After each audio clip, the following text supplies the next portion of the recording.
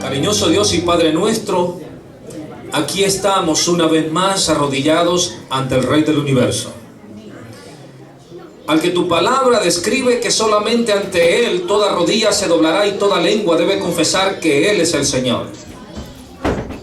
Nos postramos, oh Padre, en tu día santo, como estuvo también en un momento en la historia tu siervo el profeta Juan, en el día del Señor.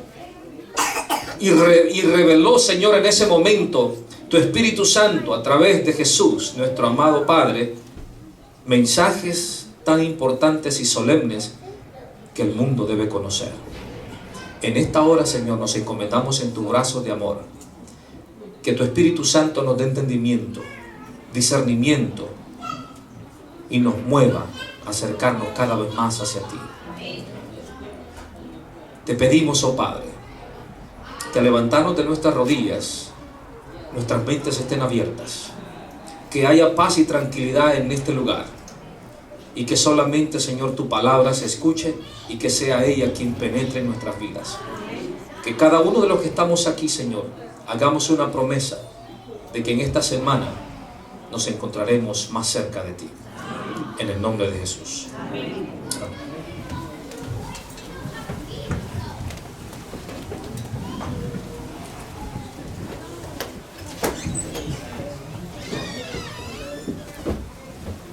¿Cuántos amigos tenemos en esta mañana? ¿Puedo ver sus manos? Amigos que nos visitan. Hay 2 manos. Tenemos unos jovencitos allá. Muy bien. Yo solamente traje un libro. A ver si la iglesia local puede proveer otra literatura, porque veo dos personas adultas y estos libros yo quisiera que quedaran en las manos de ellos, pero yo traje uno ahora nada más. Si a lo largo de la semana nuestros amigos están, yo traeré uno más para darle. Pero yo quisiera entregarte esto a ti. Sí, a ti. Este libro se llama La Gran Controversia entre Dios y Satanás. Te vi cuando te pusiste en pie. Y en tu cara yo veo la gran necesidad de encontrarte con el Señor Jesús. Que esta semana sea el punto de encuentro con tu Dios, que inicias hoy. Y el Señor te manda este libro, un importante libro que tú debes de leer, y todos los de tu casa. Espero que en él tu vida sea mejor que ayer, porque ahí te vas a encontrar con tu Padre y de grandes cosas que vas a conocer a lo largo de esta semana. Que Dios te bendiga. Quedo en deuda con usted. Yo le voy a traer un libro más, pero si la iglesia le puede proveer algo para ahora, sería magnífico. Muy bien. Dice en el libro Testimonios, Joyas de los Testimonios, el tomo 2, página 411. Mira lo que dice. El tiempo es corto. ¿Cómo es el tiempo? Corto. ¿Saben ustedes en Apocalipsis 12:9 quién dice que sabiendo que tiene poco tiempo ha salido a engañar? ¿Quién dice esas palabras? ¿Quién? Gustavo, ¿quién las dijo? Bueno, las dijo Satanás en realidad. Satanás dice que sabiendo que tiene ¿qué? Poco tiempo, ¿qué ha hecho? ¿Qué ha hecho? Engañar. ¿Pero a quiénes? ¿A quiénes engaña? ¿A quiénes engaña? Dice que salió por el mundo a engañar. ¿Y quiénes son los que viven en el mundo? Pues nosotros. ¿Estamos exentos nosotros entonces, por ser conocedores de esta palabra, de que el enemigo venga a nosotros y nos engañe? De hecho, hay muchos adventistas engañados. ¿Qué hay? Muchos engañados. He dicho en muchas ocasiones desde este púlpito que engañar no es lo mismo que mentir, pero sí son, en algunos puntos, son hermanos. Porque mentir, ¿qué es? ¿Qué es mentir? Es la falsedad de las cosas, es la falsedad de lo que se dice. O sea, no es verdad. ¿Pero qué es engañar? Bueno, sería la estrategia, pero ¿qué es engañar? Mezclar la verdad ¿con qué? Con la mentira. Pregunto, ¿habrá muchos entonces en nuestras iglesias que tienen mucha verdad, pero que también tienen mentira? ¿Sí o no? ¿Qué es eso? Engañar. Engañar. La primera persona que fue engañada en esta tierra fue una mujer. La primera persona que fue engañada en esta tierra fue una mujer. ¿Su marido fue engañado por la mujer? No. Él pecó voluntariamente. ¿Podemos nosotros pecar voluntariamente? Sí. Pregunto. ¿Sabemos nosotros que muchas cosas son malas? ¿Las sabemos? Pero aún así las hacemos. Eso es pecar voluntariamente. Así pecó Adán. Adán nunca fue engañado. Adán, desde que se dio cuenta que su mujer estaba en problemas cuando le trajo la fruta que él sabía que Dios había prohibido comer. Caramba, Eva, ¿en qué te metiste? ¿Qué sabía Adán que le esperaba a Eva, hermana Gladys? Y ustedes se imaginan para aquel hombre semejante mujer, bella, que ya no iba a estar con él. Así que este hombre murió por amor. O sea, si se va a morir esta mujer, ¿qué es lo que le espera? Me muero con ella. Qué error más grande, ¿eh? Nunca te mueras por un hombre ni por una mujer. No te rías. Porque el error que cometió Adán lo pagaste tú y yo. Dice la sierva de Dios que a Adán se le olvidó que Dios pudo darle una mejor mujer. Pero es que él dijo, es que esta es la que yo quiero. Y eso lo llevó ¿a dónde? Al fracaso. Esta semana yo espero, ya oré y ustedes oraron, que esta iglesia se mueva hacia el frente como nunca antes. Y la mayor evidencia que vamos a tener en esta semana de que esta iglesia va a avanzar hacia el frente es que ustedes van a estar aquí. Si usted no está aquí, las únicas dos razones que yo entenderé es o está en el hospital o usted se fue al descanso. Por lo demás, no hay razón alguna que usted esté aquí o que yo también experimente esas dos cosas. De hecho, le he orado mucho al Señor para estar aquí. Pensé que en algún momento ya no iba a estar, Dan. Pensé. Pero yo creo en un Dios todopoderoso. Porque yo he estado deshabilitado por casi 4 semanas. No estoy trabajando. Tuve un accidente en mi trabajo. 2, saliendo del compromiso en mi iglesia, caí enfermo también de mi garganta. Hoy estoy hablando. Ustedes ven como el enemigo de una y otra y otra para tratar de qué. Porque esta semana la teníamos pactada con nuestro hermano desde el año pasado. Pero hay un Dios todopoderoso. En ese Dios yo creo. ¿Tú crees en ese Dios? Aquí estamos entonces. Y deseo que estés en esta semana.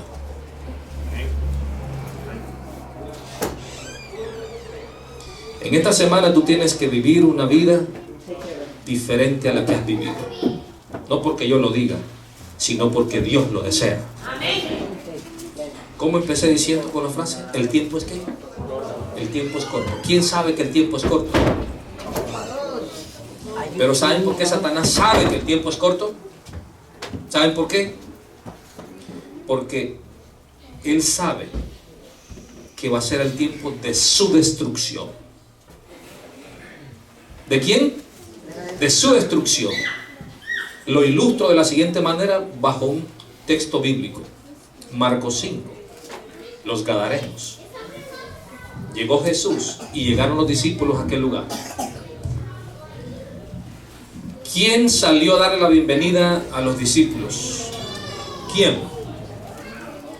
El Gadareno. Nada más como el vehículo. Pero ¿quién movió al Gadareno hacia el frente? ¿Y cuál fue directamente la acusación lanzada a Jesús? ¿Qué tienes contra qué? ¿Esa es una forma de saludar a alguien cuando llega? No. ¿Qué es entonces esa expresión? Sí, reconoce. Pero, ¿qué pasa si usted va a mi casa y yo le digo, pero ¿qué tienen conmigo? ¿Qué están haciendo aquí? ¿Cómo usted siente esa expresión? Si usted va a visitarme y yo salgo de uno y le digo, pero ¿qué tienen conmigo ustedes? ¿Qué es? Más que un desacuerdo, ¿qué es? Un desafío. Un desafío porque me mueve ¿qué cosa? El miedo. ¿Qué sabían los demonios que iba a pasar con ellos? Que se iba a acabar la vida buena de ellos. Que llegaba el momento ¿de qué? De su destrucción, porque sabían que el que estaba ahí era el que tenía la autoridad para sacar de ese cuerpo a esos demonios. Y sacar los demonios de una persona era sinónimo ¿de qué? De muerte. ¿Sucedió eso de paso? ¿Sí o no? Sí, sucedió. Y de hecho, en una ocasión yo dije aquí, ¿por qué los demonios no querían irse al abismo? ¿Por qué no? De hecho, ellos mismos le dijeron a Jesús, no nos mandes al abismo, mejor mándanos los cerdos. Yo prediqué eso hace un tiempo aquí. ¿Recuerdan? ¿Por qué no? Porque el abismo para los demonios, ¿qué es? Su cárcel. ¿Y les gusta estar encarcelados a los demonios? Aún los demonios no les gusta estar en la cárcel. Porque cuando están en la cárcel, ¿qué pueden hacer? Nada. Pero estando fuera, ¿qué hacen? Engañan, destruyen, y es lo que quiere hacer Satanás y los demonios con el mundo y con esta iglesia. La buena nueva es que esta iglesia está en las manos del Todopoderoso. Pero ¿quién es el que decide permanecer en las manos del Todopoderoso? ¿Dios o tú? Tú. O permaneces ahí, o qué, o te vas. ¿Vas a estar en la mano del Señor en esta semana aquí? El tiempo es corto. Y mira lo que dice: el tiempo es corto. Los peligros de los últimos días están muy cerca. ¿Hay peligros? ¿Sí hay peligros? Mira, nosotros no venimos de nuestros países creyendo de que en nuestros países solamente allá es que está el peligro. Pero nos hemos venido a meter a la boca del lobo. Como dicen en mi pueblo, saliendo del fuego, pero cayendo ¿en dónde? En el brasero. No cabe duda que hay muchas ventajas aquí. Eso no es el punto en discusión. Pero estamos hablando de peligro. Nuestros niños, nosotros en la mañana los mandamos al peligro. Porque creyendo que en la escuela van a estar bien es cuando más muertes encuentran. Las mayores masacres que han habido en este país a partir de 1960 han sido ¿dónde? En las escuelas, donde nuestros hijos van. Donde tú y yo los mandamos. ¿Estamos claros en ese punto? Aún a sabiendas de ese peligro, nosotros nos hacemos ¿el qué? No pasa nada. Esa idea estuvo la gente de la Florida en esa escuela también y les llegó. Y cuando nos llega a nosotros en estas escuelas de los muchachos, ¿cómo la van a ver? Y entonces vamos a decir, Dios mío,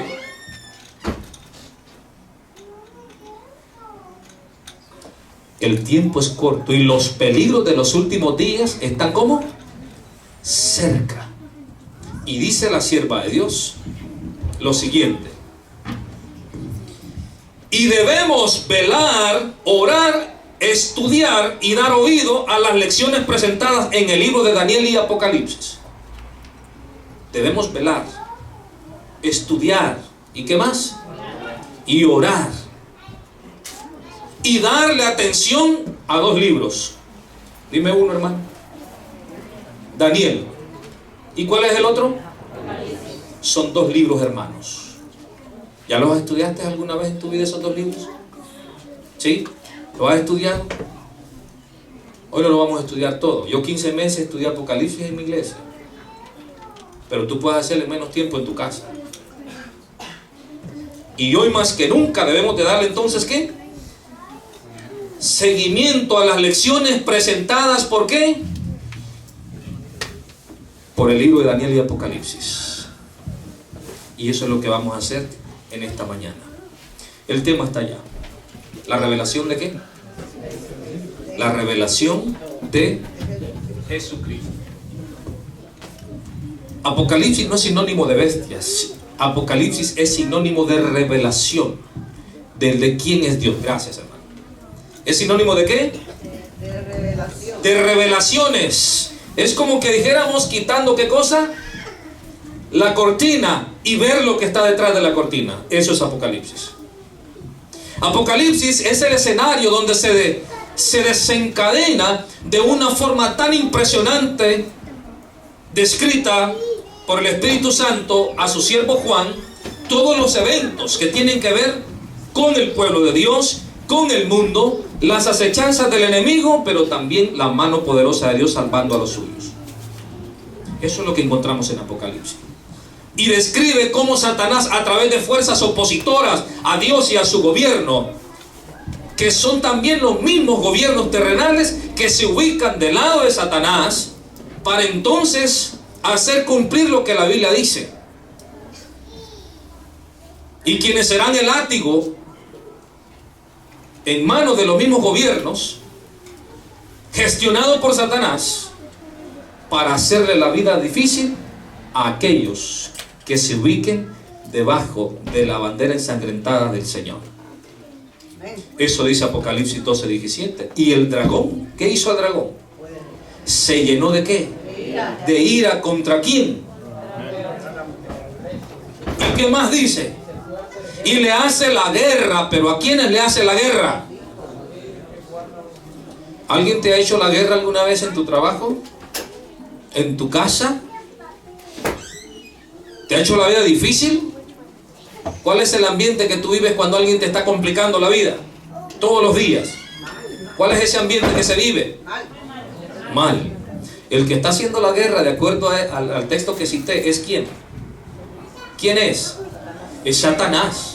Y Satanás es el que está haciendo la vida difícil ¿a quién? Al mundo. Pero con mayor énfasis ¿a quién? A la iglesia. A la iglesia. Así que mente abierta, ojos bien abiertos y mucha atención a lo que vamos a estudiar ahora. La revelación de Jesucristo. Vamos a Apocalipsis 1:1. Apocalipsis 1:1. ¿Tiene la Biblia? ¿Listo? Vamos a leer y comparta con quien está a su lado. Apocalipsis 1:1.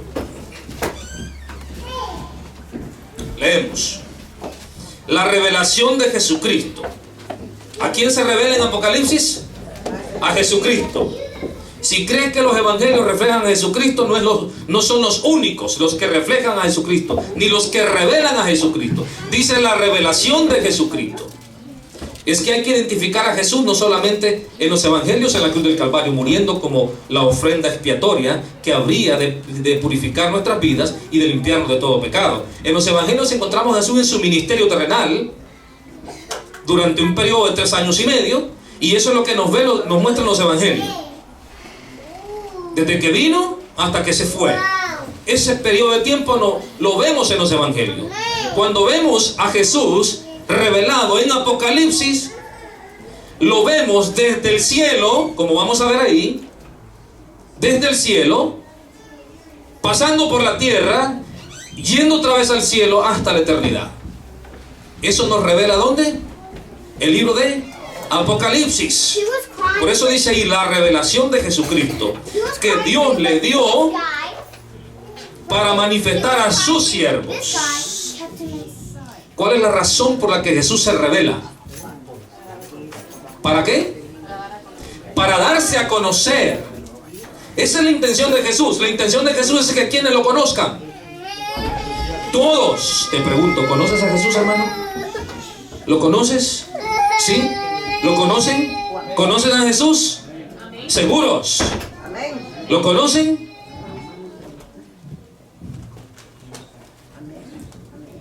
Porque muchos dicen que lo conocen. Y uno de ellos, quien dijo eso, fue Pedro. ¿Recuerdan a Pedro? Pedro dijo que lo conocía. Pero cuando su maestro lo preguntó, ¿de parte de quién estás? ¿Dónde estaba Pedro? ¿Dónde estaba Pedro? ¿Y qué dijo él? Cuando le preguntaron por... Mira, tú eres parte de aquel grupo que estaba allá.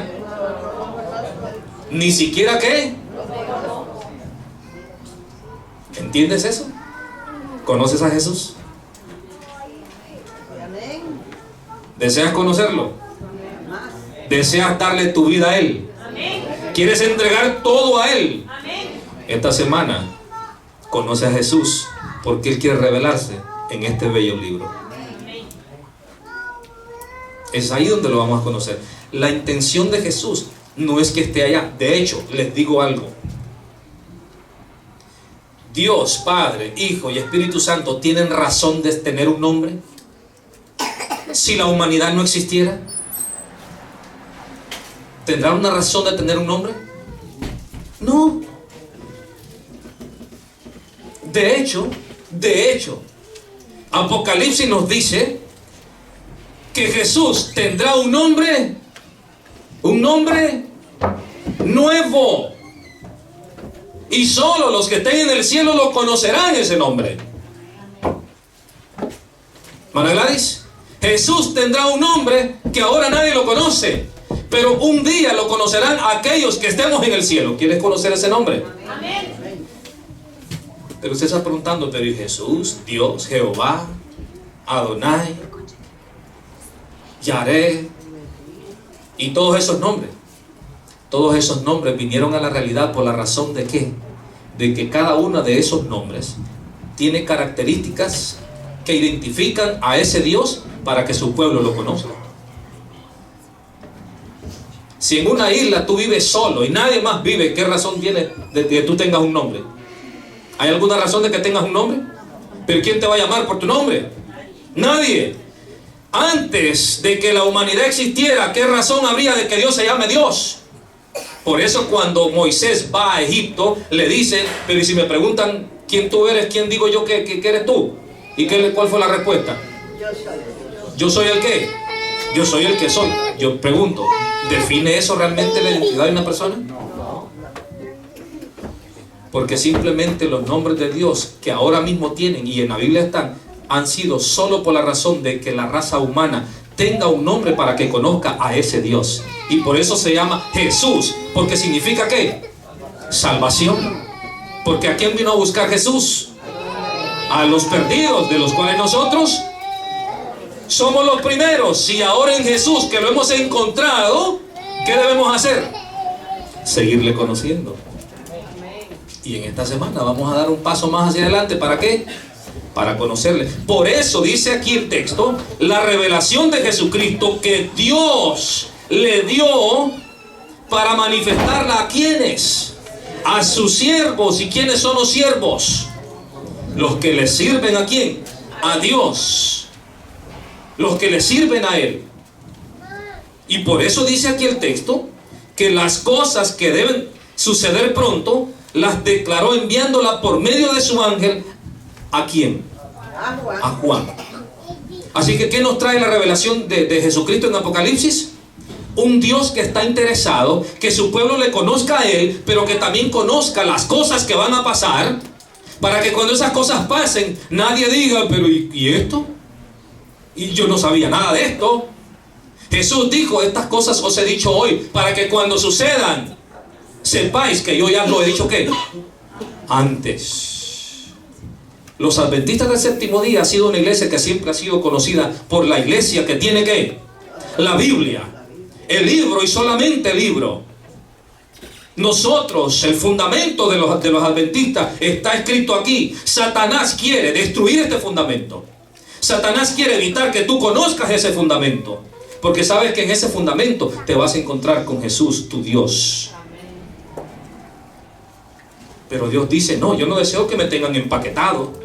Yo no deseo que me tengan guardado bajo el almud. ¿Dónde se pone la luz? En lo alto, para que alumbre ¿dónde? Los que están en casa. La revelación de Jesucristo que Dios le dio a sus siervos. ¿Para qué entonces? Para que esa revelación sea llevada ¿a dónde? A las iglesias. ¿Y la iglesia lo lleve a dónde? Al mundo. Al mundo. ¿Ustedes saben lo que va a pasar en los próximos 10 años? ¿Qué va a pasar en la tierra en los próximos 10 años? Solo por darles un número, 10 años, 5 años. ¿Alguien sabe? ¿No? Pero Mateo 24 describe lo que habría de pasar en el tiempo final, a partir de 1798, cuando empieza la última fase de la historia de este mundo. Y después de 1798, llegando a los 1800, cuando hay un gran despertar en la tierra, específicamente en Estados Unidos y Norteamérica, y llegando a los 1900, cuando en 1844 hay un movimiento llamado Adventista, que se organiza en 1863, y ve hacia más adelante, cuando la tierra aparentemente gozaba de tranquilidad y paz, hay una señora joven, una joven, que empieza a recibir de parte de Dios, como recibió Juan, información celestial, y la cual cambia completamente la idea y la comodidad en la que el mundo estaba presagiando de que grandes guerras se aproximan a nuestro mundo. ¿Y qué pasó en 1914? ¿Qué pasó? La Primera Guerra Mundial. ¿Cuántos años? 4 años. Y luego le siguió otra, 1939, 1945, otra guerra. La aparente quietud y tranquilidad que el mundo gozó, Dios se la revela a su siervo. Lo escribe y es anunciado al mundo. ¿Qué les parece? ¿Se cumple lo que dice en el texto primero de Apocalipsis capítulo 1? La revelación de Jesucristo que Dios le dio a sus siervos. ¿Para qué? Para que sean notorias en la iglesia y se conozcan las cosas que van a suceder. ¿Cuándo? Pronto. Versículo 2.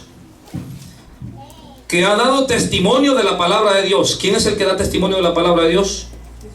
Juan, dice ahí. Juan. Y del testimonio de Jesucristo y de todas las cosas que has visto. ¿Qué vio Juan que tenía que decir? ¿Qué vio Juan que tenía que decir? Bueno, primero tenía que hablar acerca de ¿qué? Del periodo del cual él conoció a Jesús. De hecho, Juan para Jesús, ¿qué era? Su siervo. Su siervo, pero algo más, su discípulo amado. Y hemos dicho esto antes. Mira qué interesante. Jesús ama a todos y tiene amor por todos. Pero ¿por qué cuando llegaba a Betania solamente se hospedaba donde Lázaro y las hermanas? ¿Por qué no se hospedaba en otro lado? Porque para ellos ¿qué eran? Amados. Y dice la sierva de Dios en palabras de Dios del maestro que sentía especial afecto por ellos. ¿Te hubiese gustado que en los tiempos de Jesús tu casa hubiese sido quien hubiera hospedado a Jesús? Amén. Oh, qué pleito se hubiese armado aquí. O vente para mi casa. No, que se va para la otra. ¿Qué? Jesús hubiese ido a todas las casas de ustedes. Pero desde luego, pregunto, ¿se hubiese sentido cómodo en todas las casas? No, sino ¿dónde? Donde aquellos que tienen especial afecto con Él. Lázaro y sus hermanas, dice la sierva, que sentían por Él un amor profundo y sincero. Y Él no lo encontraba en todos lados. Por eso, les pongo ese ejemplo, les ilustro que a Juan, el discípulo amado, le contó cosas que nunca en Mateo fueron narradas, ni en ningún otro evangelio, sino solamente a ¿quién? A Juan. Pero Juan no es el único a quien se le conoce como el amado, también a Daniel. El ángel le dijo en algún momento: porque tú eres muy amado. ¿Y qué le reveló tanto a Juan como a Daniel? Dios, ¿qué le reveló? Cosas que no lo reveló a ningún otro, sino solamente a quienes, a ellos, porque consideró que ellos, quienes tenían con él lazos de estrecha confianza, eran los únicos que podían recibir un mensaje y divulgarlo. Por eso, queridos hermanos, dice en el texto 2 que es el testimonio de la palabra de Dios y el testimonio de Jesucristo, y que Juan debía escribir de todas las cosas que había visto. Y mira lo que dice el versículo 3: bienaventurado el que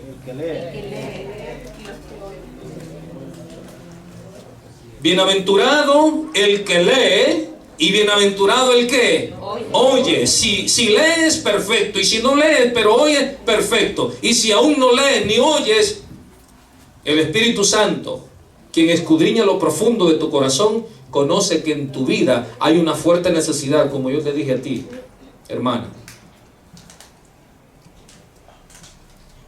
Bienaventurado el que lee y el que oye las palabras de esta profecía. ¿Y qué es bienaventurado? Feliz. Dichoso, feliz, afortunado el que lee y oye lo que está aquí, ¿qué? Escrito. Y dice: y guardan las cosas que están en ellas escritas, porque el tiempo está, ¿qué? Cerca. Cuanto más cerca estamos de la Canaán celestial, el trecho que falta de donde estamos hacia esa preciosa ciudad es más difícil. Cuanto más cerca está por nacer el bebé, las contracciones y los dolores son más, ¿qué? Más fuertes. Y es ahí donde pareciera que la madre se va de este mundo. Es ahí el momento donde cree que no hay más salida. Pero así como el dolor es más intenso, el gozo y la alegría va a ser más fuerte, que superará todo ese momento. Así también, sabiendo lo que dice la palabra de Dios, que cuanto más cerca está el Señor Jesús, es cuando las cosas se pondrán, ¿cómo? ¿Más qué? Más difíciles, peores. El mundo ni la iglesia puede esperar que vendrán tiempos buenos. Los tiempos van a ser cada vez, ¿cómo? Malos, difíciles, tanto dentro como fuera de este lugar. Pero cuanto más difíciles se pongan, la mano de Dios está más cerca de los suyos. Y dice el versículo 4 que lo que Juan ha visto, de lo que Juan ha visto y oído, ¿qué tenía que hacer él? ¿Qué tenía que hacer él? Versículo 4. Juan, a las 7 iglesias que están ¿en dónde? En Asia. Gracia y paz a vosotros, del que es, del que era y el que ha de venir, y de los 7 espíritus que están delante de ¿dónde? Del trono. Así es que lo que Juan ha recibido no tenía que quedarse con ello. Dice de que Juan debía enviarlo ¿a dónde? A las 7 iglesias. A las 7 iglesias, empezando con Éfeso, con Esmirna, Pérgamo, Tiatira, Sardis, Filadelfia y Laodicea. Y mira, está escrito los periodos de tiempo de cada una de esas iglesias, desde el 31 hasta 1844, con la sexta y la séptima que marca su inicio desde 1844 hasta el final. Todos los historiadores y los entendidos acerca de este asunto están de acuerdo que estas iglesias describen y definen las características y cualidades que la iglesia de Dios, arrancando desde el año 31, conocida como la época de la iglesia primitiva, la iglesia de los apóstoles, de los discípulos y luego apóstoles, se inicia con ellos, y cómo a lo largo de los periodos de tiempos continuos, entonces entenderemos que lo que ha vivido cada una de esas iglesias son justamente las situaciones que el pueblo de Dios desde ese tiempo hasta el final habrá de experimentar y de vivir. Éfeso, Vamos a arrancar con ella nada más, no voy a abordar las otras, pero por lo menos la de Éfeso. Esa iglesia es conocida como la iglesia del primer amor. Pero que a pesar de que había el primer amor, fue una iglesia que también se corrompió, se dañó. ¿Sí o no? Sí. Olvidó, ¿qué cosa? Su primer amor. Y dejó de hacer las cosas buenas y entonces se fue tras las cosas malas. Y seguimos cada una de ellas. Pero llegamos ¿hacia dónde? A la Odisea, que es desde 1844 hacia adelante. La iglesia del juicio, Laos, Odisea. La iglesia del juicio. ¿Y qué significa que es la iglesia del juicio? ¿Qué iglesia habrá después de esa? Ni una. Quiere decir que desde el 31 hasta nuestro tiempo, al final, nosotros somos la iglesia, que es la iglesia del juicio. ¿Hay un juicio en el cielo? ¿Sí? ¿Sobre quién es ese juicio en el cielo? Sobre nosotros. ¿Cómo debemos salir nosotros en ese juicio? ¿Cómo? Avantes, absueltos de toda ¿qué? De toda culpabilidad. Y el que salga absuelto de toda culpabilidad es porque ha reconocido a Jesucristo como su único Salvador, quien quita sus pecados, y su vida es una vida nueva en Él. Así que nos damos cuenta entonces de que Juan, el mensaje es claro: lo que se te ha revelado, envíalo ¿a dónde? ¿A dónde? A las iglesias. A las iglesias. Es una parte que no quisiera que existiera, pero en mi caso se ha dado, como en muchos otros casos de muchos hermanos, pero lamentablemente tiene que darse. Yo alabo y le digo al Señor muchas gracias, porque por lo menos en el medio en el que nosotros nos movemos, en estas iglesias, estas cosas se pueden decir. Pero hay iglesias adventistas en Estados Unidos donde estas cosas no se pueden decir. Iglesias adventistas donde estas cosas no se pueden decir. Del otro lado de Nueva York, en New Jersey, su servidor lo han condicionado a ciertas cosas. Le dice: usted quiere predicar aquí, usted no toque nada de Daniel y Apocalipsis, ni de cosas, ni de bestias, ni de todas esas cosas. Aquí no se puede hablar de esas cosas. ¿Cómo? Así mismo como lo oyen. Esto lo he vociferado por todos lados, en los medios sociales y todo lo demás. Y no soy el único. Hay muchos pastores. De hecho, esta semana, en la República Dominicana, ni siquiera al pastor Esteban Bono, al pastor David Gay y al laico Oliver Coronado, un venezolano, 3 hombres de Dios que hablan de esto, allá no se los están permitiendo. Y ellos tienen que hacerlo fuera de las estancias de la iglesia. ¿Por qué? Es la gran pregunta. Eso me dice a mí que Jesús está en las mismas puertas. Porque habría apostasía en medio del pueblo. El pueblo renunciaría a esta verdad. El pueblo volvería ¿hacia dónde? ¿Hacia dónde? Hacia atrás en vez de ir hacia adelante. Pero gloria a Dios que esta es una iglesia en donde esta verdad se puede decir. Porque ¿cuál fue el mensaje de Dios a Juan? Guárdalo. ¿Cuál es el mensaje? Dilo, pero ¿a dónde? A las iglesias. Y resulta que el hombre entonces ahora, en vez de seguir haciendo la obra de repartirlo a las iglesias y al mundo, ¿qué es lo que está haciendo? Guardándola, impidiéndola. Los tales tendrán su recompensa. Por eso me dice a mí que lo que está aquí escrito se cumple al pie de la letra. Este es un radar infalible, el cual nosotros como iglesia debemos estar atentos y estar a la vanguardia con lo que está pasando y lo que pasará. Porque Jesús mismo dijo: en vosotros habrán divisiones. ¿Qué habrá entre nosotros? Divisiones. El Hijo entregará ¿a qué? Al Padre. El Padre entregará ¿a qué? Al Hijo. ¿Te puedes imaginar tal cosa?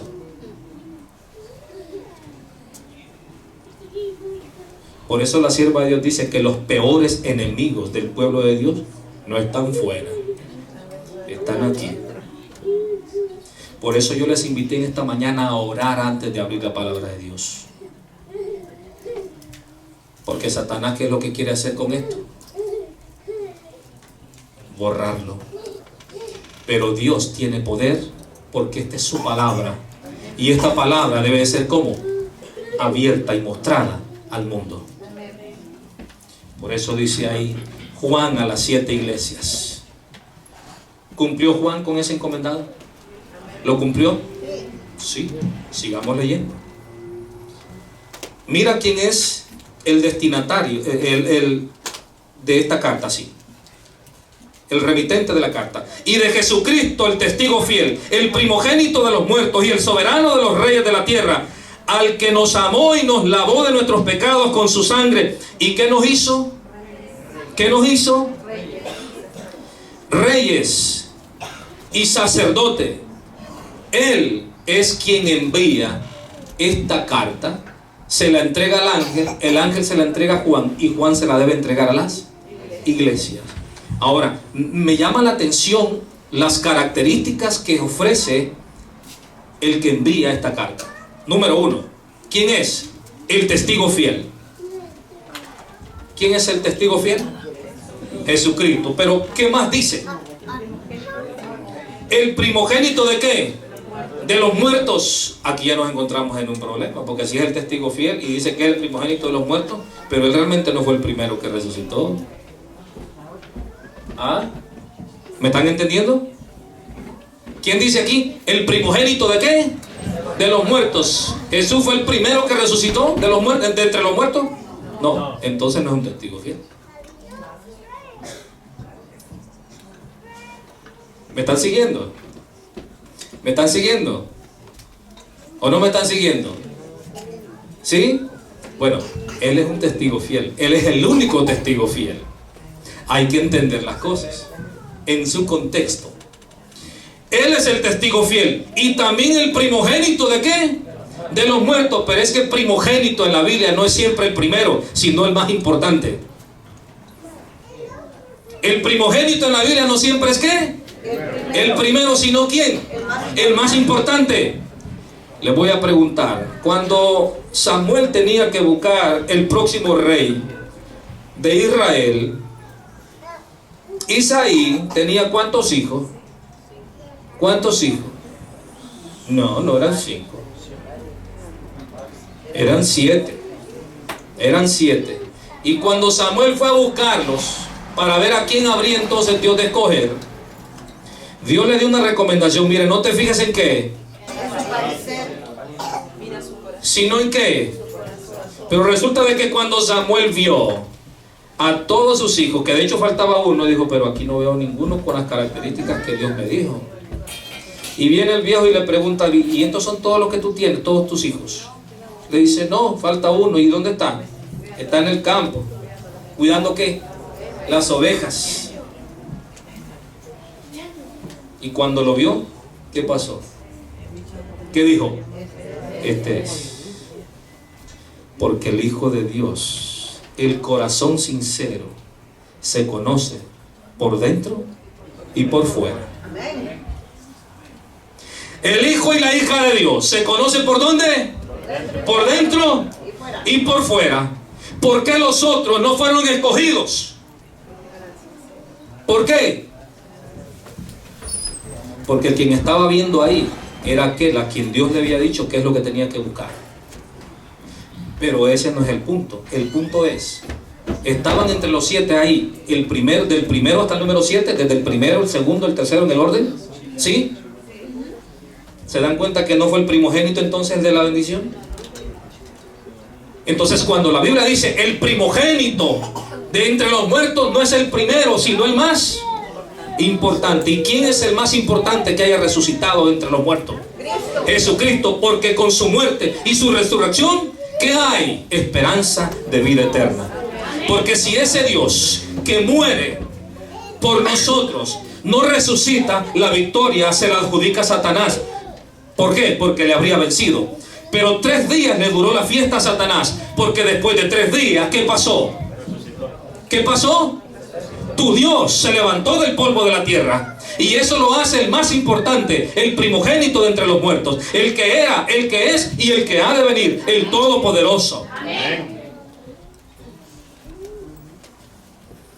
Pero dice que nos hizo reyes. ¿Y qué más? Y sacerdotes. ¿Qué Dios ha hecho entonces con su pueblo? Reyes y sacerdotes. Saben que los únicos en la Biblia, aparte de uno que no está ahí, a quienes se les vestía cuando recibían la investidura de tal, a un sacerdote. ¿A quién más? Pero ¿a quiénes? ¿A quiénes? ¿A qué clase de personas? Ya dijimos un sacerdote. ¿A quiénes más? A los reyes y a los bebés. ¿A quiénes se les viste? A los bebés, a los reyes y a los sacerdotes. Se les hace una, ¿y qué? Una vestimenta. ¿Y esa vestimenta qué significa? ¿Tiene un significado? De hecho, la Iglesia Católica dice de que el Papa, cuando está sentado en su silla con sus vestiduras de Papa, él es infalible. Eso dicen ellos mismos. O sea, está diciendo que el que está ahí sentado es Dios, no se puede equivocar. Eso es lo que está diciendo. Y que él en esa condición es capaz de perdonar pecados y aún, dice, corregir y cambiar, modificar las leyes de Dios. Eso dice el sistema. O sea, no estoy hablando aquí cosas. Eso dicen ellos mismos. Dios nos elevó a nosotros desde pecadores hasta ¿qué? Hasta reyes y sacerdotes, porque Él nos vistió, porque su justicia nos cubrió, porque esa justicia entonces cuando nos viste nos está diciendo que ahora ¿qué? No es un pecador, ahora es un pecador pero arrepentido y perdonado, y mi justicia le viste. Ahora sus ropas reales lo definen como un príncipe y una princesa del reino celestial. ¿Se dan cuenta entonces por qué Adán y Eva fueron vestidos? Aunque ellos mismos ya se habían confeccionado ¿qué cosa? Sus vestimentas, pero aún así como se sentían delante de Dios, desnudos. Entonces ¿qué hizo Dios? Los cubrió. ¿Con qué? ¿Con vestiduras de qué? De pieles. Quiere decir entonces que cuando Dios te viste, entonces la vestimenta te hace cambiar ¿de qué? De estatus. Ahora eres tú ¿quién? Un hombre y una mujer vestidos por Dios, elevados a una posición real. Por eso dice aquí en el texto, vamos otra vez, nos hizo reyes y sacerdotes para Dios su Padre, y dice, a Él sea la gloria, el imperio por los siglos de los siglos. Y dice, he aquí, todavía Juan nos ofrece, he aquí Él viene, ¿en dónde? Con las nubes, y todo ojo le verá, aun quienes, los que le traspasaron, y todos los linajes de la tierra harán lamentación por él. Sí, amén. Juan está describiendo que el que envía la carta, que es la que él está escribiendo y que tiene que mandar a las iglesias, es el testigo fiel. Es el que ha resucitado entre los muertos y que por su resurrección hay esperanza de vida eterna. Es aquel que nos hizo a nosotros salir de la condición de pecadores a ser sacerdotes y reyes de su reino celestial. Ese mismo que está diciendo Juan que es, nos está describiendo que es el que viene con las nubes de los cielos, el que viene con las nubes de los cielos, y que aún le verán ¿quiénes? Aquellos que lo mataron. ¿Quiénes lo verán? Los que mataron.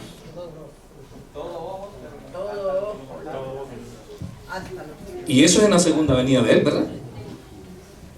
Quiere decir entonces que cuando Jesús venga por segunda vez, se levantarán del polvo de la tierra los que tuvieron que ver en la ejecución de su muerte.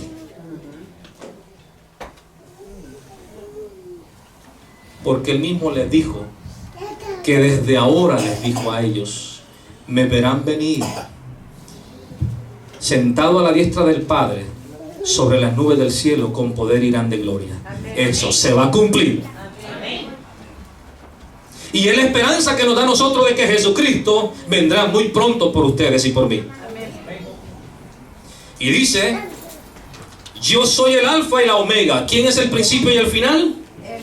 Él, el Señor, el que es, el que era y el que ha de venir, el Todopoderoso. Y dice Juan, yo Juan. ¿Dónde estaba Juan? ¿Dónde estaba? Yo Juan, vuestro hermano y copartícipe vuestro en la tribulación, en el reino y en la paciencia de Jesucristo. Estaba en la isla llamada Patmos por causa de la palabra de Dios y el testimonio de Jesucristo. Y dice, yo estaba en el Espíritu en el día del Señor y oí detrás de mí una gran voz como de trompeta, y que decía una vez más, yo soy el alfa y la omega, el primero y el último. Escribe en un libro lo que ves y envíalo ¿a dónde? A las 7 iglesias que están en Asia, en Éfeso, Esmirna, Pérgamo, Tiatira, Sardis, Filadelfia y la Odisea. ¿Qué lugar más raro el que Juan escogió para ir a vacacionar? Patmos. ¿Qué estaba haciendo Juan ahí? ¿De vacaciones? ¿Qué estaba haciendo ahí? Él dijo, yo Juan vuestro hermano y copartícipe vuestro, ¿en dónde? En la tribulación. Así que Juan, al igual que Jesús, es también copartícipe de nosotros cuando las cosas van mal. Si tú crees que has sufrido algo y es demasiado lo que has sufrido y no aguantas más, Juan te dice, al igual que tú, yo también te entiendo porque yo también en la tribulación he sufrido. Pero el mismo también te dice que al final de la tribulación hay una salida, porque también yo fui atribulado, pero también salí de la tribulación. No porque yo era bueno, sino porque Dios me sacó de la tribulación. Y les narro un poquito, ya hemos hablado de esto antes, pero se lo narro una vez más. Domiciano, emperador romano, había cogido por preso a Juan. ¿Quién? Domiciano. Y Juan estaba preso en Roma. ¿Cuál era la razón? Por predicar ¿qué? El evangelio, del cual también la misma iglesia judía le había dicho tanto a Pedro como a Juan, a Andrés y a los demás, no prediquen en el nombre de ¿qué? De Cristo. Es prohibido hablar de Cristo aquí. Nota desde cuándo vienen las prohibiciones de decir esto di, pero esto no. Esto no es nuevo. Pero Juan, como Andrés, Pedro también, que dijeron, es que no podemos dejar de decir lo que hemos visto y oído. ¿Ustedes han dejado de decir muchas cosas de lo que Dios ha hecho en tu vida? ¿O siempre lo dicen? ¿Qué debemos hacer? Si tú hubieras estado en los caites de Juan, caites en El Salvador son sandalias, ¿eh? Si tú hubieras estado en los caites de Juan y de esto, cuando te dice, mira hermana, aquí no se puede hablar de Jesús, así que cuidado, ¿usted quiere estar bien? No diga eso. ¿Usted quiere tener problemas? Usted lo va a decir, y ya sabe lo que le espera, el calabozo. ¿Qué ustedes hacen? ¿Ah? No, hay que decir lo que ven el calabozo. ¿Y cuál fue la decisión tomada por estos hombres? Dijimos ya. ¿Cuál fue la decisión? Es que no podemos callar. O sea, en otras palabras está diciendo lo que ustedes nos dicen. Nosotros no podemos cerrar la boca. Tenemos que decirlo. ¿Conoces aquel himno? En Cristo hallo amigo y amante salvador. ¿Y qué dice? Contaré pues cuánto ha hecho Él por mí. ¿Qué ha hecho Dios por ti? ¿Qué ha hecho Dios por ti? ¿No ha hecho nada el Señor contigo? ¿Qué ha hecho Dios contigo? Te ha sacado de donde estabas y llegó a tu vida justo a tiempo. Por eso estás aquí. ¿Qué ha hecho Dios en tu vida? ¿Tienes mucho tú que contarle al vecino? ¿Tienes mucho que contarle a tu compañero de trabajo? ¿Tienes mucho que contarle a aquel que te encuentras con él en la calle? Cuidado de que Satanás te esté cambiando la versión y estés hablando de lo que no edifica ni de lo que ayuda en el reino celestial. Cuéntale lo que Dios ha hecho en tu vida. Pero si tú no cuentas es porque Dios no ha hecho nada valorable en tu vida. Nada honorable en tu vida ha hecho Dios. Si tú no le cuentas nada a nadie es porque en tu vida no ha pasado nada. Pero si en tu vida y en mi vida ha pasado algo, tu vida misma será un sermón abierto que todo mundo debe conocer. Amén.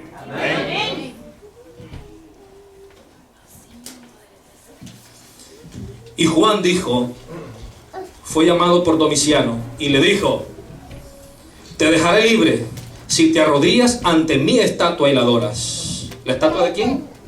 De Domiciano. ¿Y qué hizo Juan?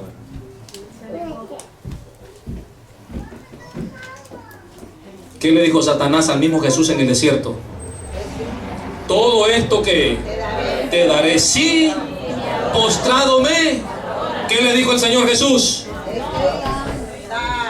Al Señor tu Dios adorarás. Al Señor tu Dios que, y a Él solo servirás. Solo Dios es el único al cual nuestras rodillas se deben doblar. Pero hay millones en el mundo que doblan sus rodillas ante el hombre. La Biblia dice, maldito el hombre que confía en quién, en el hombre. Cuando Juan desafió la orden de Domiciano, fue llevado entonces y dijo, échenlo al caldero de aceite hirviendo. Ha desobedecido. ¿A dónde? Al caldero de aceite hirviendo. Diríamos en buen lenguaje de español, al perol. Grande. Aceite hirviendo, mi querido hermano.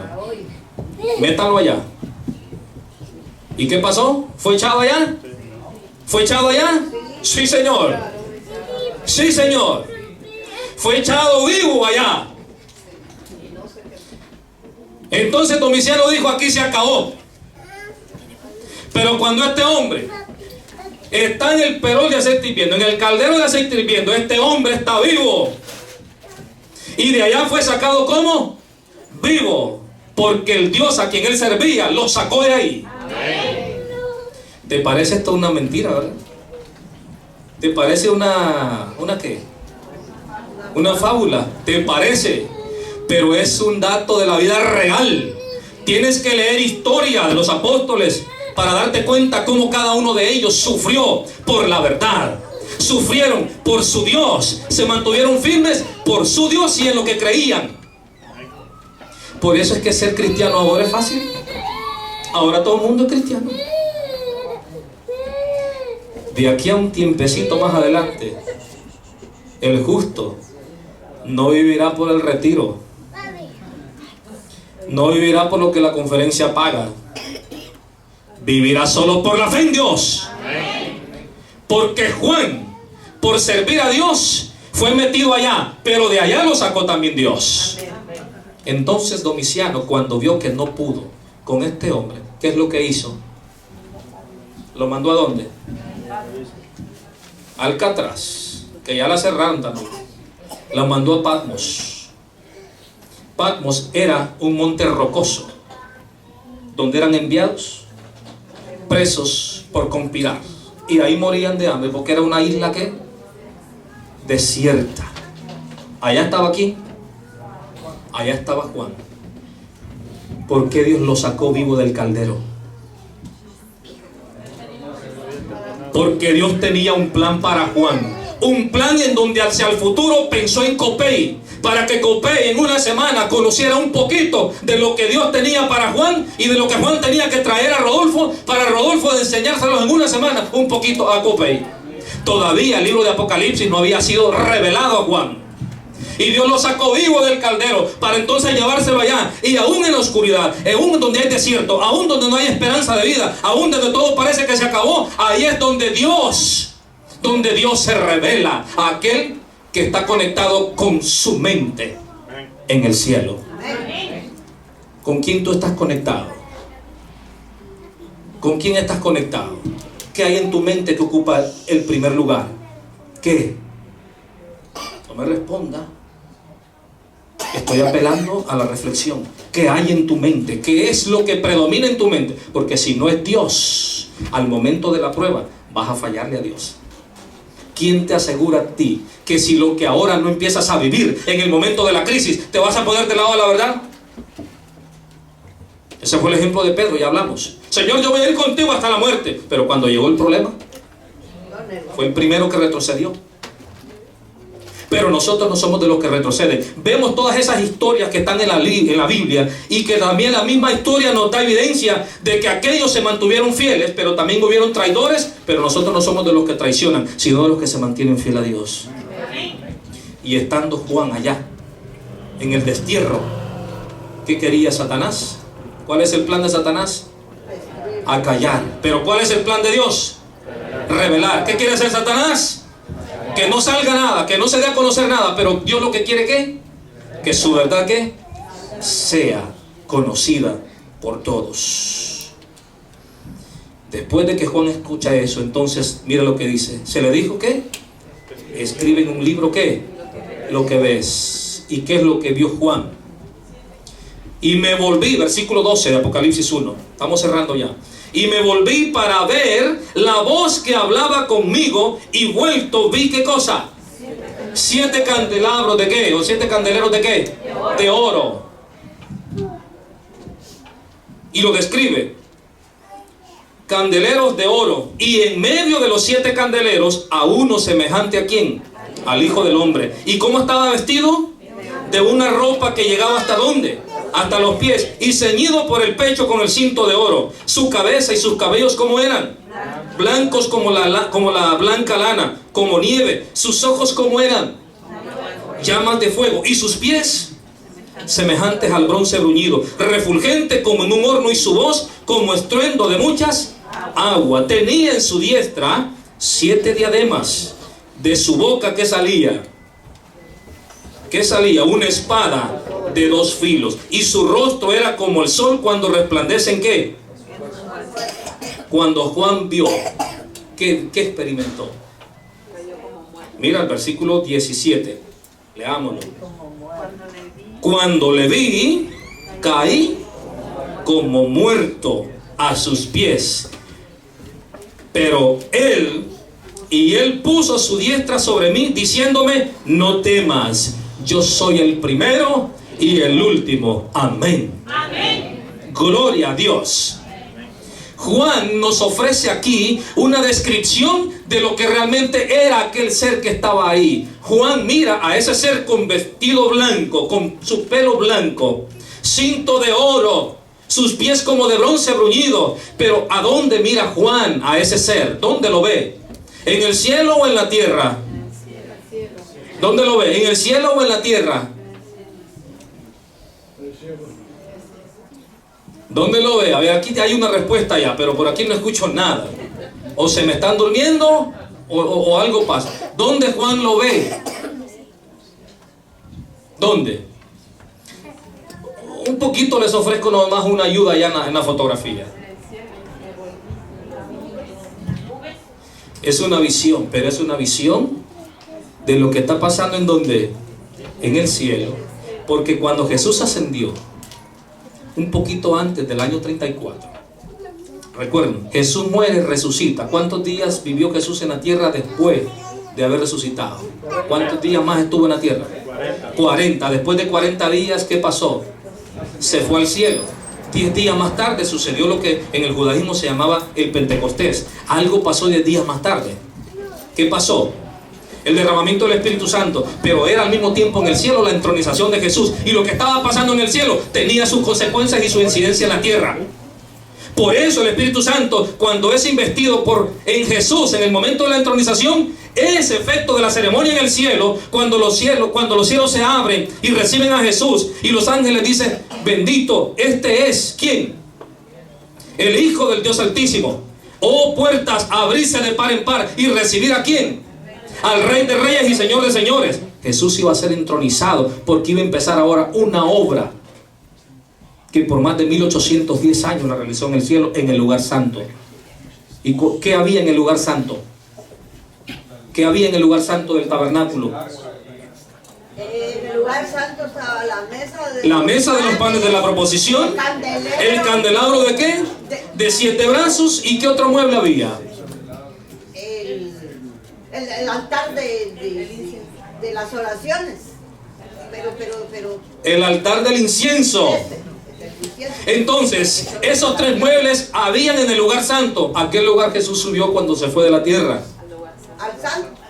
al santo, porque en 1844, octubre 22, ¿a dónde entró? Al Santísimo. Quiere decir que se entró al Santísimo donde estaba antes. ¿Dónde Juan lo ve en la visión?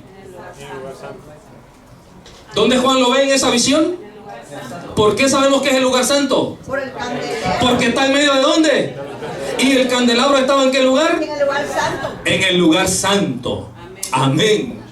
¿Notan cómo su palabra nos explica todo? ¿Lo entienden? ¿Lo han entendido? ¿Qué estaba entonces Jesús haciendo entre los candelabros? ¿De qué hecho? ¿Cuántos son? ¿Cuántos eran? 7. ¿Y cuántas eran las iglesias? 7. Juan ve a Jesús. ¿En dónde entonces? En medio. ¿Pero en dónde? En el cielo, entre los candelabros. Inmediatamente después de la visión, entonces lo que ha pasado en el cielo tiene su consecuencia ¿en dónde? En la tierra. En la tierra. Y es ahí donde empieza el estudio de Apocalipsis 2. La iglesia de Éfeso. Todo lo que pasa siempre en el cielo tiene ¿en dónde una consecuencia? En la tierra. Porque lo que pasa en el cielo no pasa por desapercibido. Siempre algo va a pasar en la tierra. Jesús fue entronizado, el Pentecostés en la tierra. Lo que estaba pasando en el cielo fue derramado en la tierra. Mira, hay muchos salmos mesiánicos y de profecías impresionantes. Por ejemplo, el Salmo 133. ¿Qué dice el Salmo 133? Mirad cuán bueno es habitar ¿qué? Los hermanos en qué. Y lo que sigue dice, es como el buen óleo. Cuando se derrama, dice, sobre la cabeza ¿de quién? De Aarón. Y le corre el aceite ¿por dónde? Por sus barbas, sobre los vestidos y cayendo ¿a dónde? Eso es lo que estaba pasando con Jesús cuando fue entronizado. Su Padre acepta la obra que hizo en la tierra. Es aceptado.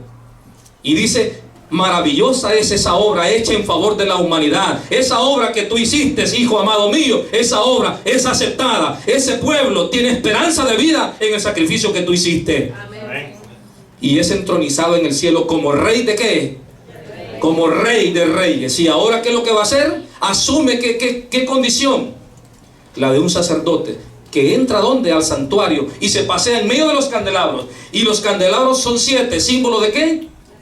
De las 7 iglesias a las que Juan habría de llevar su mensaje más adelante. Entonces, ¿cuál es el símbolo aquí? Versículo 19. Una vez más, ¿qué se le dice? Escribe ¿qué? Escribe las cosas que has visto y las que son y las que han de suceder después de ¿qué? Hasta esto nada más escribe las cosas que has ¿qué?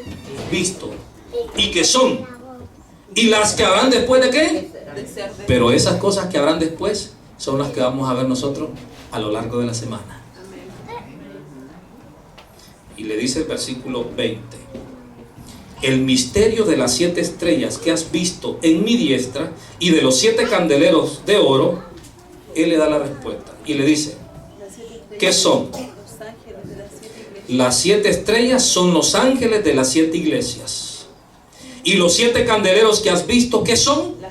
Las 7 iglesias. Amén. Así que lo que Juan vio en el cielo en Jesús, que se paseaba en medio de los candeleros, es una visión de lo que realmente es en la tierra. Quiere decir que en la tierra, a través de esas 7 iglesias, pasando el tiempo hasta nosotros que somos la Laodicea, la última, ¿dónde se pasea Jesús? ¿Dónde se pasea Jesús? ¿En medio de dónde? En medio de las iglesias. Jesús está aquí. Jesús está con nosotros en esta mañana. Amén. Amén. ¿Hemos aprendido algo hoy?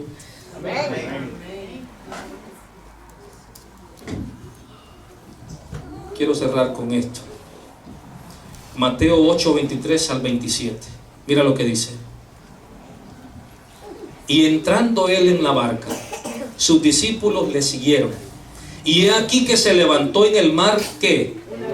Una tempestad tan grande que las olas cubrían la barca.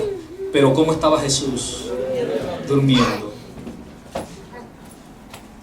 Es Jesús, ¿verdad?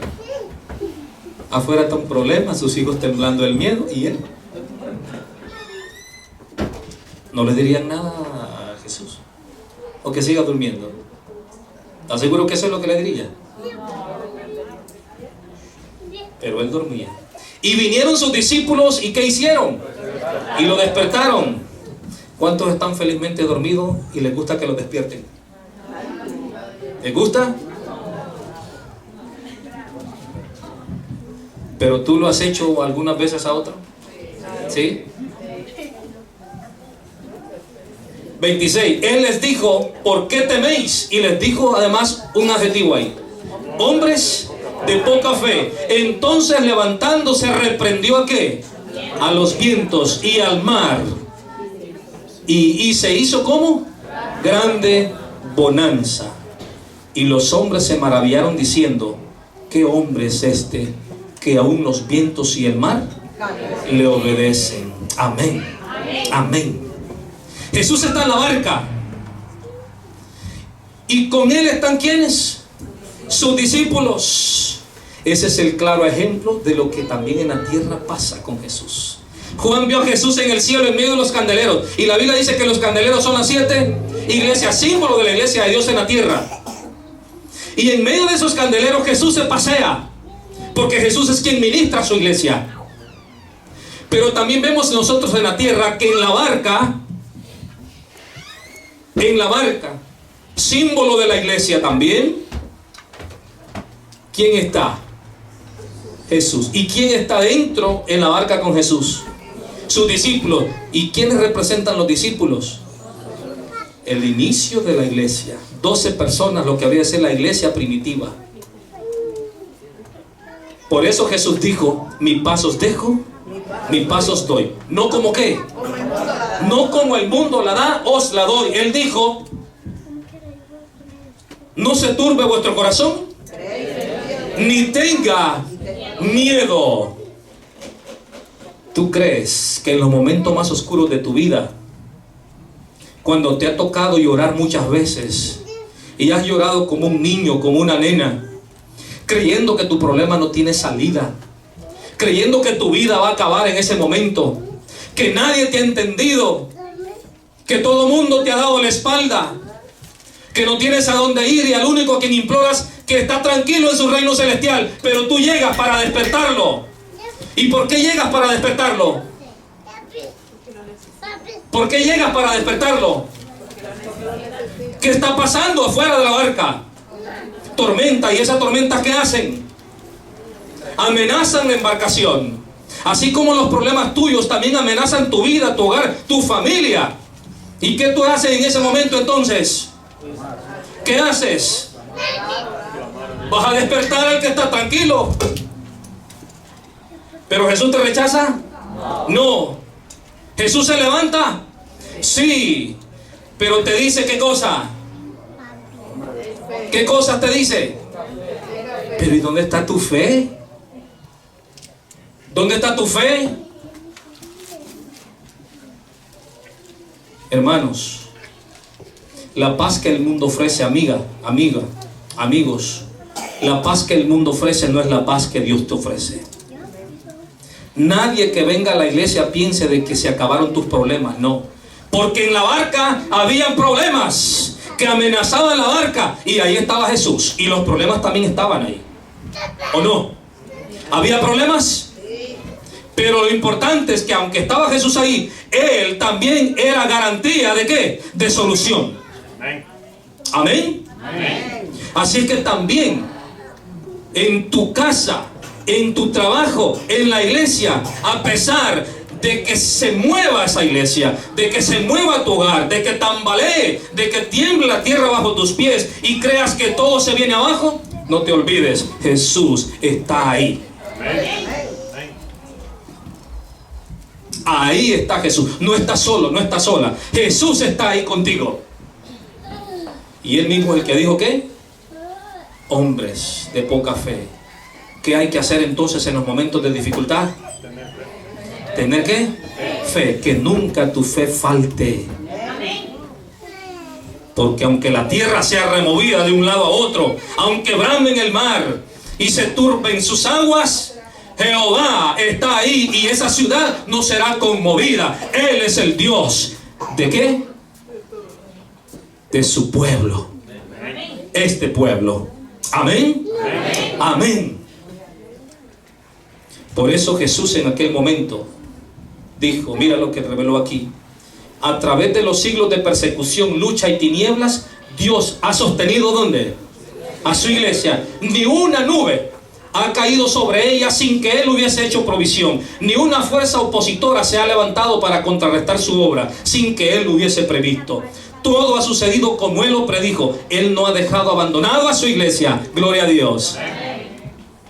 Sino que ha señalado en las declaraciones proféticas lo que ocurriría y se ha producido. Aquello que su espíritu inspiró a los profetas a predecir.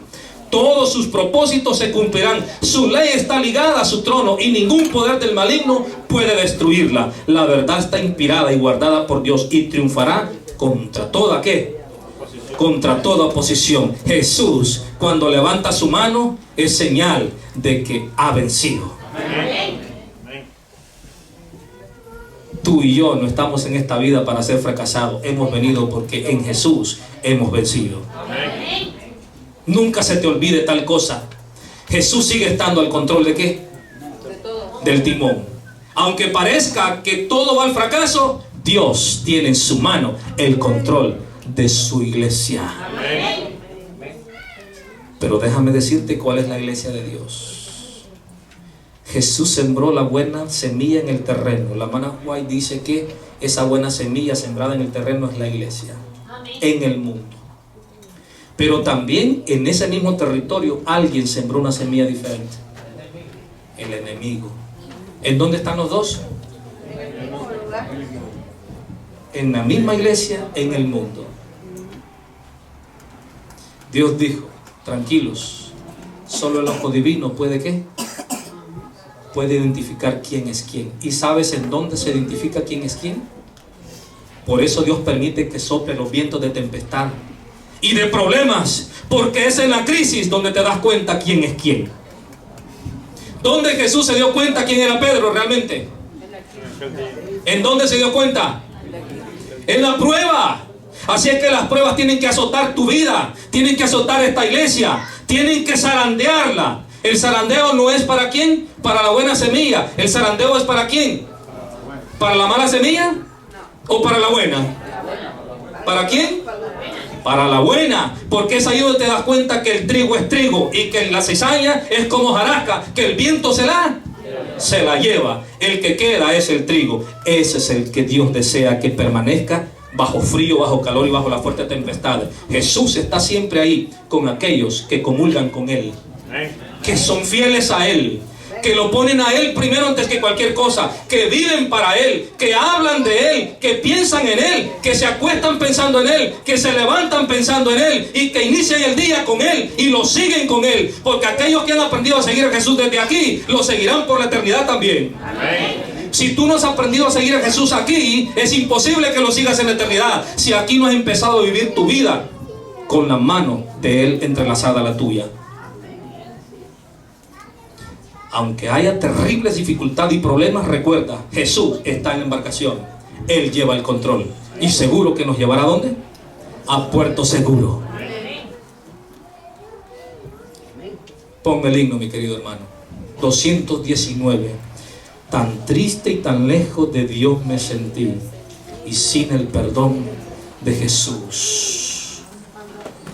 Mas cuando su voz amorosa oí. ¿Y qué dijo esa voz? Oh, ven a dónde? A la luz. Yo todo dejé para andar en la luz. No moro en tinieblas por seguir a Jesús. Amén. ¿Hay alguno en esta mañana, desde nuestros amigos, queridos amigos, mi querida señora, ¿has pagado lejos de Jesús? ¿Has ido lejos de Él? Lejos de Él. Tu vida, las tempestades la van a azotar terriblemente. Y no quiero decirte que estando en Él no va a pasar lo mismo. Claro que sí. La diferencia es que estando lejos de Jesús, fuera de la barca, las tempestades van a llegar y te tocará a ti arreglártela solo. Pero si permaneces en la barca, entonces Jesús hará las cosas por ti. ¿Dónde estaba Jesús en la embarcación? ¿Dónde estaba Jesús en la embarcación? Durmiendo. ¿Y estaba en dónde? En la barca.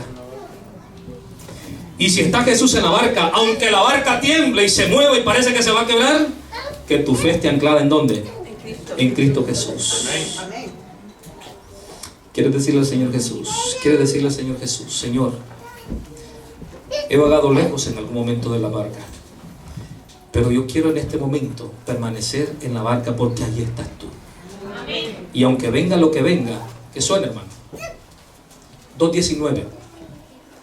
Porque ahí en la embarcación en donde Jesús está. ¿Quieres que Jesús tome el control de la embarcación de tu vida?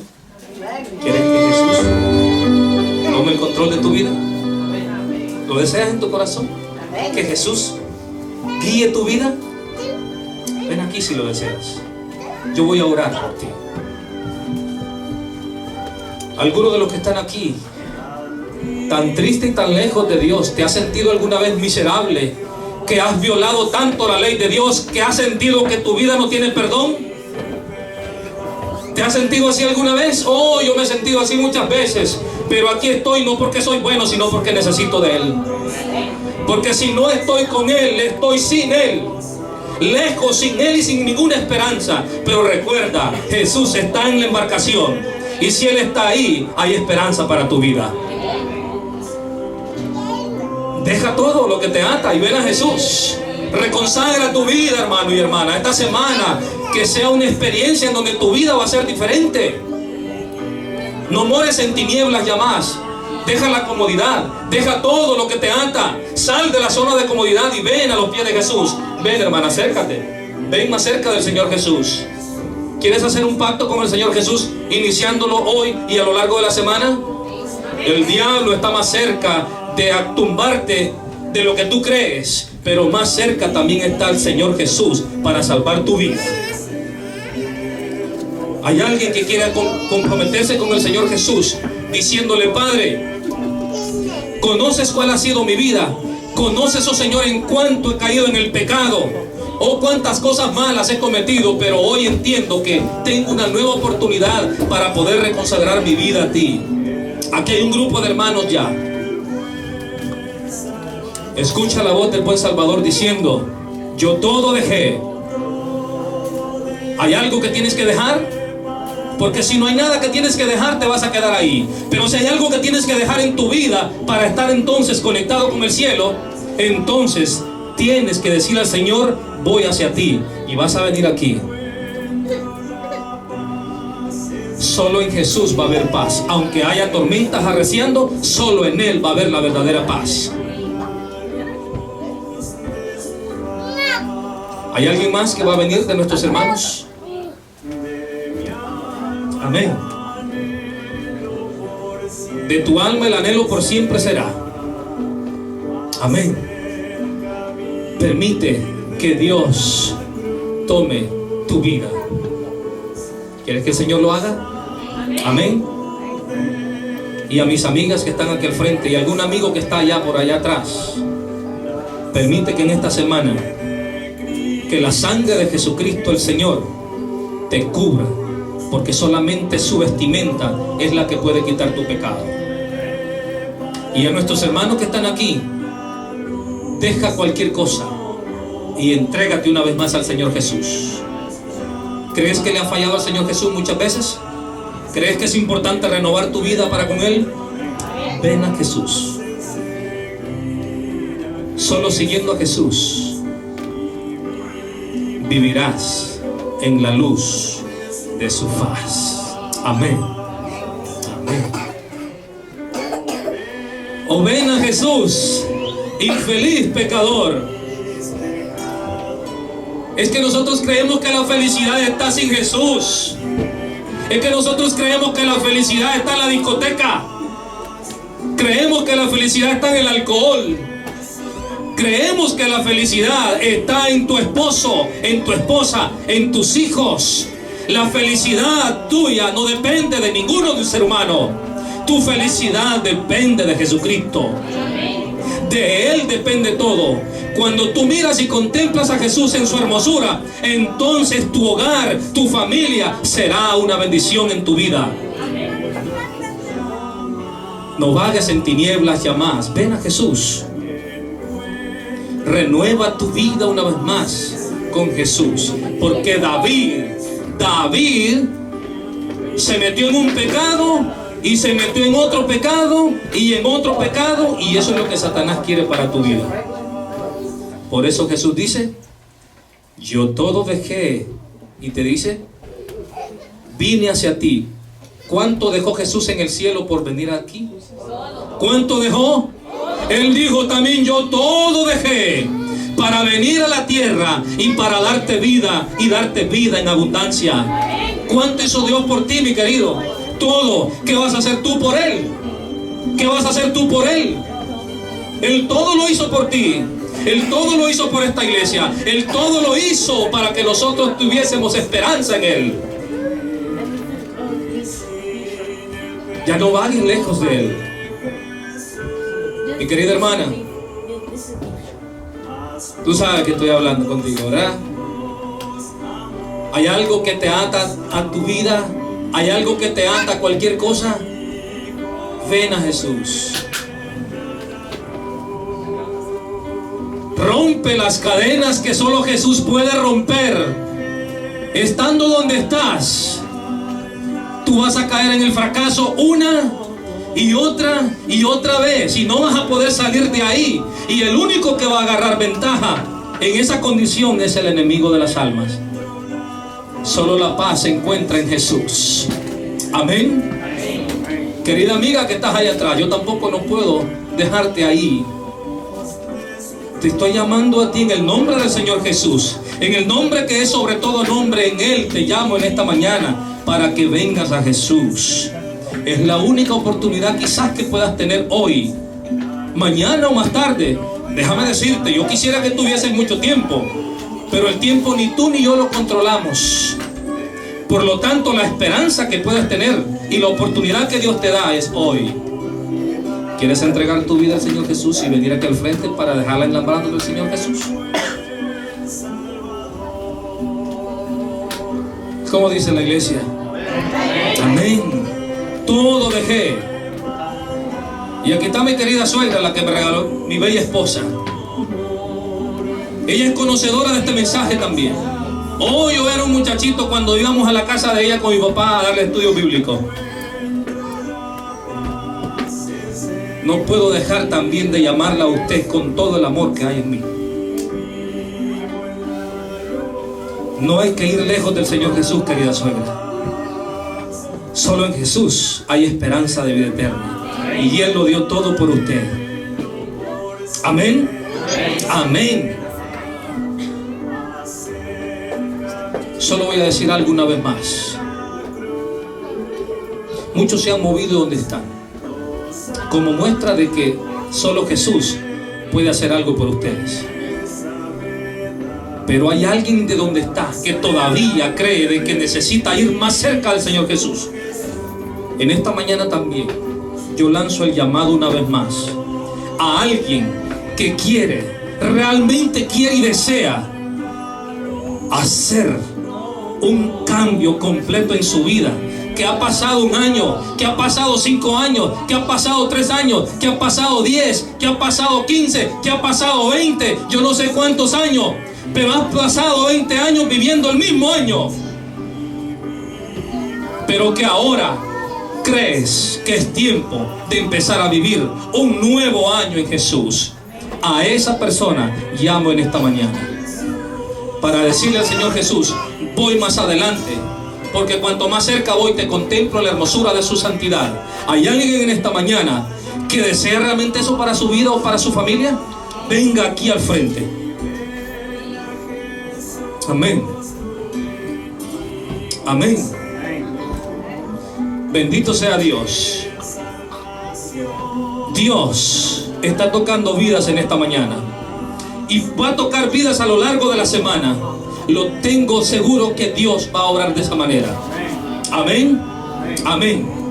¿Alguien más que se va a unir a mi hermana? ¿O cerramos aquí? ¿Cerramos aquí? Amén.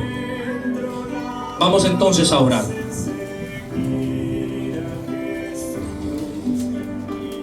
Bendito Dios y Padre eterno, gracias por Jesucristo nuestro Dios, a quien nos regalaste, oh Señor, como el don más precioso que la tierra pudo recibir, porque Él es símbolo de salvación y solamente en Él la tierra ha tenido esperanza de vida eterna.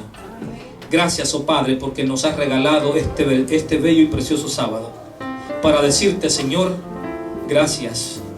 Gracias porque estamos empezando una semana en donde queremos acercarnos más a ti. Aquí, Señor, a mi estrado está mi hermana y un grupo de personas que se han levantado de sus asientos no porque son buenos, sino porque te necesitan a ti. Y creen plenamente que en ti recibirán, oh Señor, esperanza para seguir caminando y la vida eterna contigo. Por eso te pongo en tus manos de amor, Señor, a mi querida hermana, con su familia, y a cada uno de mis amigas que está aquí al frente, y a cada uno de mis hermanos que se ha movido, y aún aquellos que se quedaron en donde están, Señor, que tu gracia los alcance. Yo solo sé que en esta mañana aquí han habido muchos hermanos y hermanas que han jugado a ser cristianos contigo, que han jugado, Señor, a ser hijos tuyos, pero en vez de reflejarte como deben de reflejarte, Señor, han desfigurado tu imagen en sus vidas. En esta hora, Padre, por favor, perdona sus pecados y mis pecados. Y permite, Señor, que al final de la oración nuestras vidas, al abrir nuestros ojos, veamos la luz en la eternidad y la santidad que Jesús es. Y que su vida sea nuestra vida. Padre, te pongo en tus brazos de amor a toda esta iglesia y a mis amigos de forma especial. Que vengan en esta semana, Señor. Que vengan para que sus vidas sean transformadas para gloria tuya. Todo cuanto estas familias que están aquí necesitan, conforme a tu voluntad, provéeselos, oh Señor. Tú nos has amado primero, permite nosotros amarte haciendo tu voluntad. En tus brazos dejo a estas dos queridas personas que quieren entregar su vida a ti, y a mi querida amiga que también llamé de la parte de atrás. Señor, son tres, que tu mano les abrace. Manténlas bajo tu seno y cuidado. Y a tu iglesia, Señor, muévenos hacia adelante. Muévenos, oh Señor, a hacer tu voluntad. Hoy más que nunca, sabiendo que el tiempo es corto, también nosotros queremos hacer pasos agigantados por aquel tiempo que hemos perdido, Señor, en cualquier cosa, haciendo lo que no es productivo más que para nuestro propio gusto. Señor, en esta hora, por favor, muévenos hoy más que nunca, que el mundo debe conocer quién es Jesús. Y cuando el tiempo no sea más, danos el privilegio de irnos contigo. En el nombre de Jesús.